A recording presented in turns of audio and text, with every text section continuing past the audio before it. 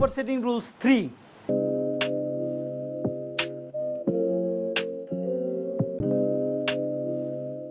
সুপারসেটিং rules 3-তে যেটা বলছে যে before correcting the PI ilium or S ilium please check the sacrum. Before correcting the PI ilium or S ilium please check the sacrum. কেন এটা check করতে হবে?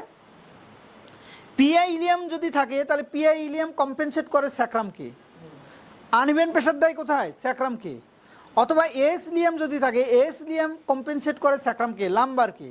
তো সেক্ষেত্রে আপনি স্যাক্রামের অ্যালগোরিদমটা না বুঝে আপনি পিআই ইলিয়াম আর এস ইলিয়াম যদি কারেকশন করেন তাহলে পেশেন্টের আরও বেশি ক্ষতি হবে। স্যাক্রামের বেস অ্যান্টিরিয়র মানে কি? এটা হচ্ছে স্যাক্রামের বেস। স্যাক্রাম 1টাই হচ্ছে স্যাক্রামের বেস। এই বেসটা যদি অ্যান্টিরিয়রলি যায় তাহলে স্যাক্রামের বেস অ্যান্টিরিয়র। এখন ভাইয়া যদি আপনার এই রাইট সাইড পিআই হয় এবং স্যাক্রামের বেস যদি অ্যান্টিরিয়র হয়, আপনি যদি রাইট সাইড আগে কারেকশন করে দেন তাহলে স্যাক্রামের বেসটাকে আরও বেশি আপনি ভিতরে ঢুকিয়ে দিলেন। তার মানে পেশেন্টের ক্ষতি হলো না উপকার হলো? ক্ষতি হলো। পেশেন্টের ক্ষতি হলো না উপকার হলো? ক্ষতি হলো।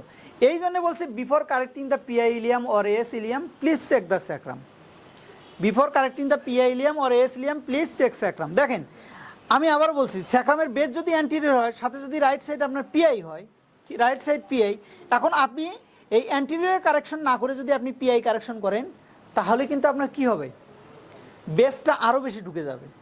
বেসটা যখন আরও বেশি অ্যান্টিরিয়রলি যাবে তখন পেশেন্টের আলটিমেটলি ক্ষতি হবে। এই জন্যে বলছে যে আগে বেসটাকে কারেকশন করেন, তারপরে পিআই যদি থাকে তাহলে কারেকশন।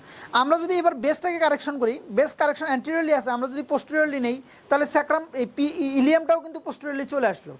তার মানে ইলিয়ামটাও আপনার কারেকশনের দিকে গেল। কি বলছি? ইলিয়ামটাও তখন কারেকশন হয়ে গেল। ঠিক না বেটি?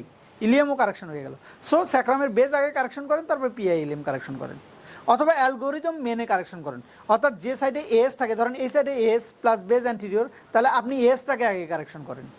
এস এবং বেসটাকে কারেকশন করলেও দেখবেন যে স্যাক্রামের বেসও কারেকশন হবে, এসও কারেকশন হবে।